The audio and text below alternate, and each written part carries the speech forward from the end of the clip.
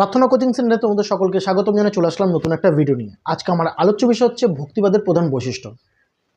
ভারতের মধ্যযুগে এই ভক্তিবাদের উদ্ভব ঘটে। প্রথমে দক্ষিণ ভারত এবং পরে উত্তর ভারতে এই আন্দোলন বা এই ভক্তিবাদ ক্রমশ জনপ্রিয় হয়ে ওঠে। এর প্রধান উদ্দেশ্যই ছিল ব্যক্তিগত ভালোবাসা, ঈশ্বর ভক্তির মাধ্যমে ঈশ্বর সাধনা এবং ব্যক্তিগত জাতিভেদের পরিবর্তে সাম্যবাদ প্রতিষ্ঠা। এবার এর প্রধান বৈশিষ্ট্যগুলো নিয়ে আলোচনা করব। প্রথম পয়েন্ট, এক ঈশ্বরবাদ ও ব্যক্তিগত প্রেম। ভক্তি সাধকেরা ঈশ্বরের একত্ববাদে বিশ্বাসী ছিল, যদিও তারা ঈশ্বরের বিভিন্ন রূপের পূজা করত এবং তারা এই মতে বিশ্বাসী ছিল যে একমাত্র ভক্তি ব্যক্তি ও ঈশ্বরের মেলবন্ধন ঘটাতে সক্ষম।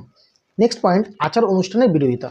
শাস্ত্রপাঠ, যাগযজ্ঞ, বাহ্যিক আচার রীতিনীতির পরিবর্তে হৃদয়ের শুদ্ধতা, পবিত্রতা এবং ভক্তির মাধ্যমে ঈশ্বরের সাধনার পথের কথা বলেছেন। নেক্সট পয়েন্ট, জাতিভেদ প্রথার বিরোধিতা। ভক্তি সাধকেরা জাতিভেদ, বর্ণবৈষম্য এবং লিঙ্গভেদের তীব্র বিরোধিতা করেছিল, যার ফলে সমাজের সকল শ্রেণীর মানুষ, যেমন হিন্দু, মুসলমান, নারী, পুরুষ নির্বিশেষে সকলে এই আন্দোলনের সাথে ওতপ্রোতভাবে যুক্ত হতে পেরেছিল। নেক্সট পয়েন্ট, আঞ্চলিক ভাষার ধর্মপ্রচার।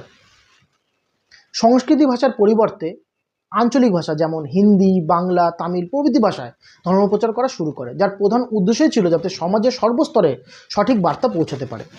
নেক্সট পয়েন্ট, ভজন ও কীর্তন। ভক্তি সাধকেরা ঈশ্বর সাধনার জন্য কীর্তন, ভজনের কথাও বলেছেন। নেক্সট পয়েন্ট, গুরুবাদ। ভক্তি মার্গের মুক্তির জন্য গুরুর ভূমিকাকে বিশেষ গুরুত্ব দেওয়া হয়েছিল। শেষ পয়েন্ট, হিন্দু মুসলমানের সম্প্রীতি বৃদ্ধি। ভক্তি সাধকেরা অনেকেই হিন্দু মুসলমান দুই ধর্মের মেলবন্ধন ঘটাতে সক্ষম হয়েছিল, যার ফলে হিন্দু মুসলিম দুই ধর্মের প্রতি সম্প্রীতি ক্রমশারে বৃদ্ধি পেয়েছিল। পরিশেষে বলা যায়, এই ভক্তি আন্দোলনের উল্লেখযোগ্য ভক্তি সাধকদের মধ্যে নাম করা যায় শ্রী চৈতন্যদেব, গুরু নানক, মীরাবাই প্রমুখ। জানাতে ভুলো না ভিডিওটা কেমন লাগলো। যদি ভিডিওটা ভালো লেগে থাকে লাইক করো, শেয়ার করো, সাবস্ক্রাইব করতে ভুলো না। আর হ্যাঁ, কমেন্ট করে আমাকে জানিও।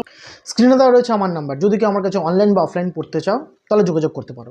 দেখা হচ্ছে নতুন একটা ভিডিও নিয়ে। ভালো থেকো, ধন্যবাদ।